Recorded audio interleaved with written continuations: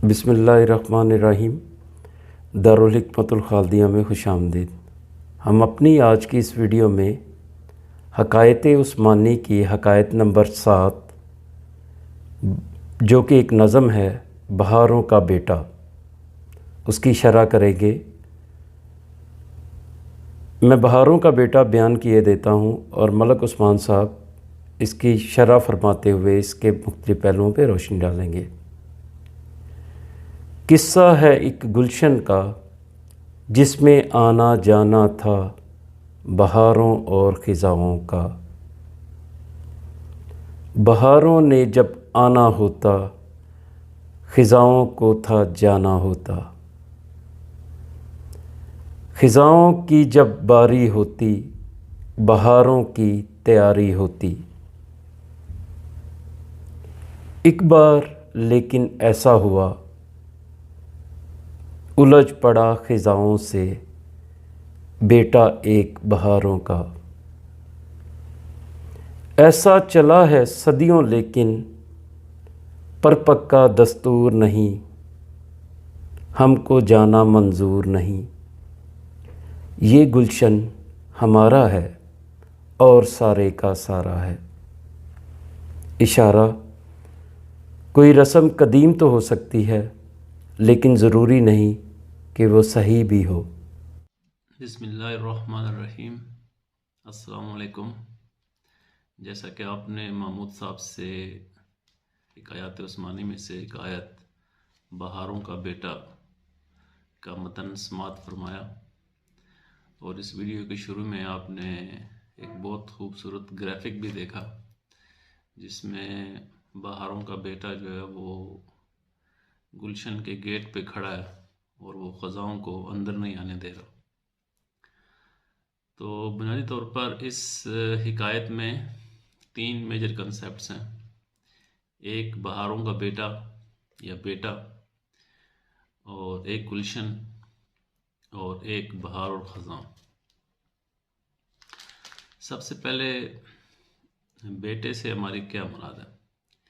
یہاں پر بیٹے سے ہماری مراد جو ہے وہ انسان کے اندر ترقی کرنے کی استعداد ہے، اور جو گلشن ہے وہ گلشن سے مراد، باغ سے مراد پلیٹ فارم ہے، اور بہار اور خزاں سے مراد انسان کی ترقی اور تنزل اور عروج و زوال ہے۔ انسان کی ترقی کرنے کی استعداد جو ہے وہ کیا چیز ہے؟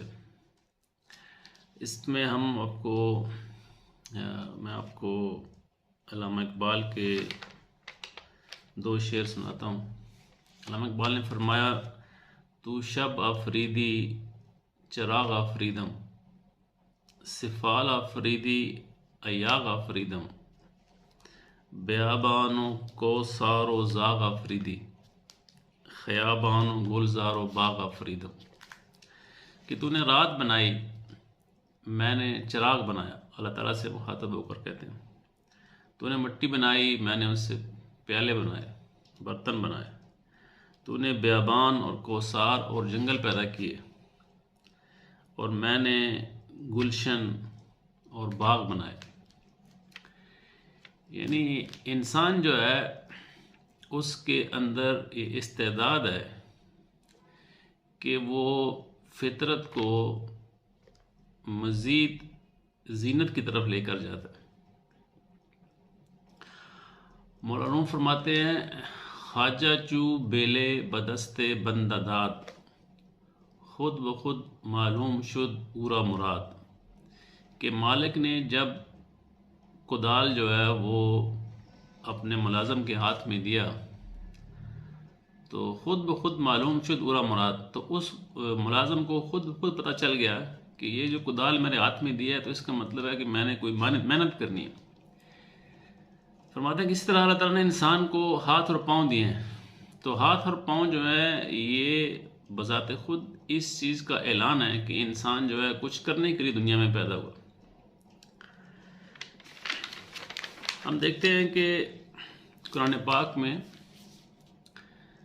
تعالیٰ نے فرمایا یذبحون ابناءکم، یعنی جو آل فرعون تھی، فرعون اور اس کے جو لائز تھے، وہ بنی اسرائیل کے بیٹوں کو ذبح کرتے تھے۔ یہ ایک ہسٹوریکل واقعہ ہے اور ایسے ہی تھا۔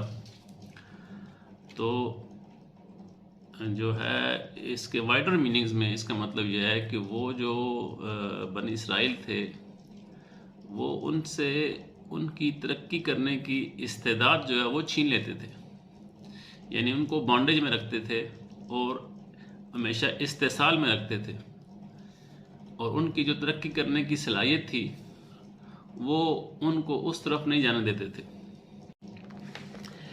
اس کو ایک اور طریقے سے دیکھیں تو سورہ کاف میں جب موسیٰ علیہ السلام اور خضر علیہ السلام کا جو مشہور واقعہ ہے، جس میں خضر علیہ السلام ایک بچے کو قتل کر دیتے، تو موسیٰ علیہ السلام کے پوچھنے پر وہ بعد میں بتاتے ہیں تو کہ اس کو میں نے اس لیے قتل کیا کہ اس کے والدین جو تھے نیک تھے، تو اللہ تعالیٰ ان کو اس کے بدلے میں ایک زیادہ نیک بیٹا عطا کرے گا۔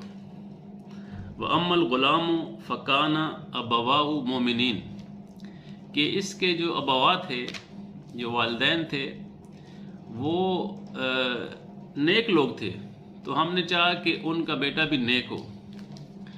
تو یہ قرآن نے اس کو یعنی ایک اور ڈائریکشن دی کہ جب انسان جو ہے وہ نیک اعمال کر رہا ہوتا ہے تو اس کے بدلے میں پھر اس کی جو عمل کرنے کی استعداد ہے وہ بھی پازیٹیو ڈائریکشن میں جاتی ہے، یعنی اس کو اس نیکی کا جو ثمر ہے وہ اس کو صحیح ڈائریکشن کی طرف لے کر جاتا ہے۔ تو یہ تو ہو گیا بیٹا اور بہاروں کا بیٹا، یعنی اس بیٹے سے ہماری کیا مراد ہے۔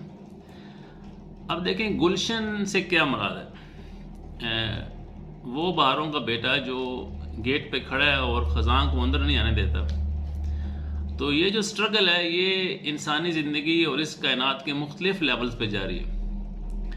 مثلا جسم کا گلشن ہے جس میں انسان کی جسمانی استعداد اور اس کی جو مادی مقاصد ہیں، جب اس پہ وہ کھڑا ہوتا ہے تو وہ ان چیزوں کو یعنی جسمانی صحت کو اور اس مادی دنیا کو پازیٹیو ڈائریکشن میں لے کر جاتا ہے۔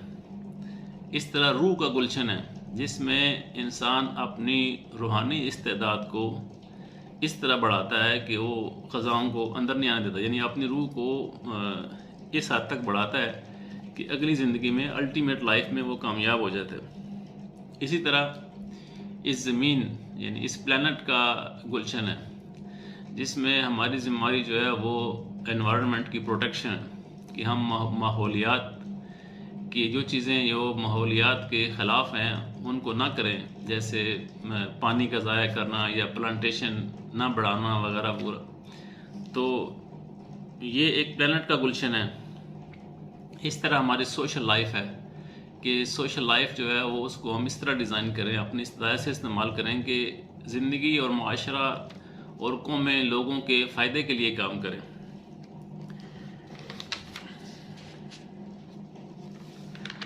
تو اس میں جو ایک پہلو دوسرا ہے وہ یہ ہے کہ انسان کس حد تک یہ جن جو ہے نا باغوں کی گلشنوں کی ہم بات کر رہے ہیں ان کی پروٹیکشن کر سکتا ہے۔ تو جو کائنات ہے یہ اس میں لامتناہی امکانات ہیں، انفینٹ پاسبلٹیز ہیں۔